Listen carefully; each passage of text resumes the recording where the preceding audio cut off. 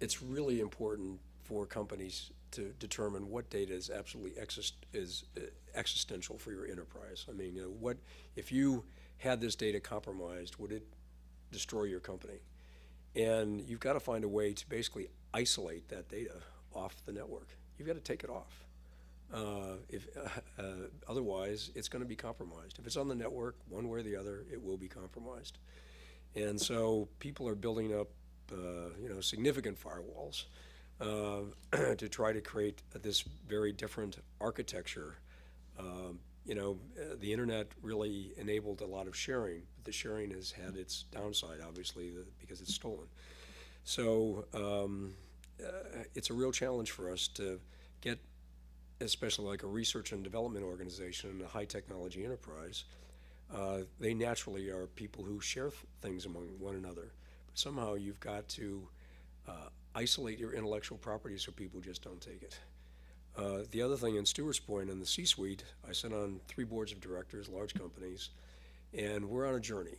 And that journey is that 5 years ago, there was a lot of denial. Other companies have cybersecurity problems, but ours is okay. Now, everyone has had an advanced persistent threat. That means that a sophisticated hacker, often a government, has penetrated your network, for months, and you did not know it. You get a call from the FBI, and who's seen large transfers of data from one of your servers to someplace in China, and you go, oh, darn it. And you don't even know what they've taken. And it's very scary because that's just what's been transmitted. You don't know what other moles are in your network ready to be activated to transmit more data from your network. You just don't know. And so people have gone from the denial phase, but frankly, there's a lot of emphasis on detection, a lot of emphasis on monitoring, and this is all good.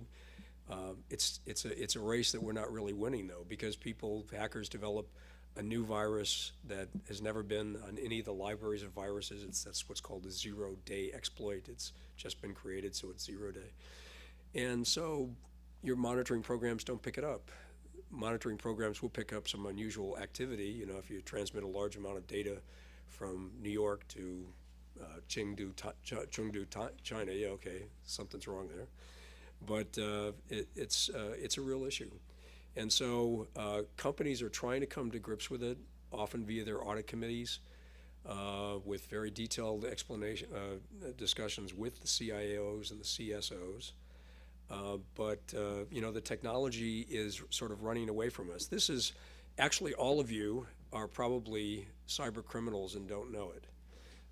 Your computers have probably been used at least once as part of a botnet.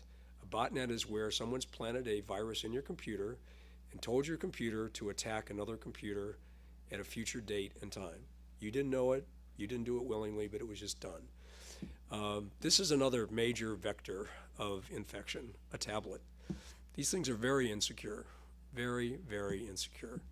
And you can make them more secure, but then they become like readers. They're not very functional. So the fact is that hundreds of thousands, I think the number I saw at IBM is that 150,000 of your employees bring their own device to work. It might be, it's a big number. But I know at ABB we have 15,000 employees that bring their own device to work.